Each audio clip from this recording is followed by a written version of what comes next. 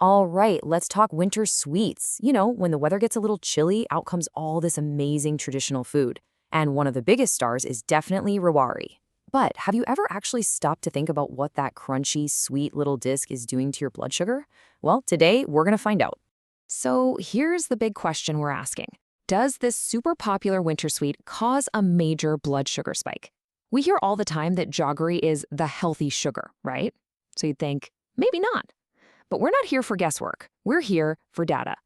So to get a real answer, we set up a super simple experiment. We're taking a pretty standard 70-gram serving of Rewari, and we're going to track exactly what happens to our blood sugar using a continuous glucose monitor. No opinions, just pure science.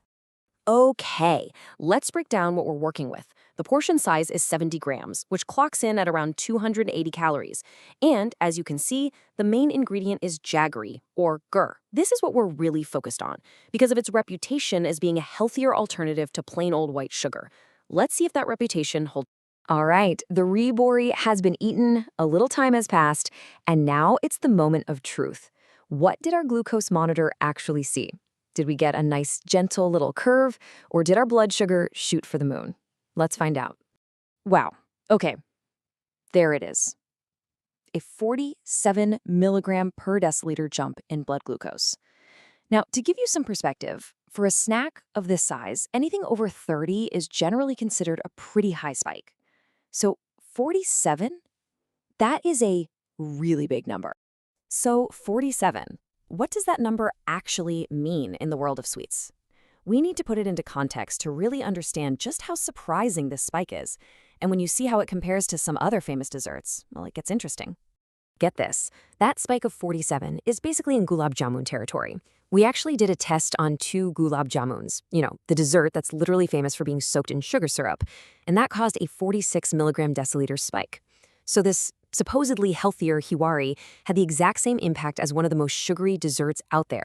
And just look at this comparison with other winter favorites. Gajak Halwa, only a 24-point spike. Chikki, a 26-point spike.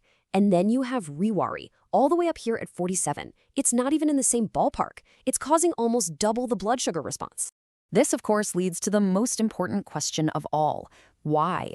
Why is Rewari having such a crazy effect on blood sugar, especially when other jaggery sweets seem to be much milder? Well, to figure that out, we have to deconstruct it and look at what it's actually made of. And here is the secret. It all comes down to the structure. You see, while Rewari has sesame seeds, or till, they're really just a thin little coating on the outside. The inside, the core of the sweet, is pretty much a solid chunk of jaggery. Unlike Gajar ka Halwa, which has fiber from carrots, or Chikki, which has fat and protein from nuts, Rewari is basically just a main line of sugar straight to your system. So this leaves us with a really practical question.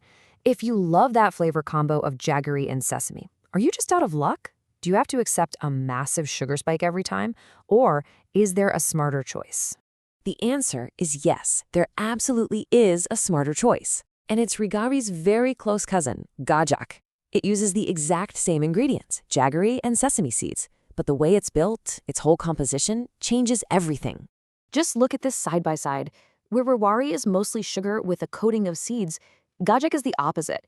It's mostly sesame seeds, just held together with jaggery.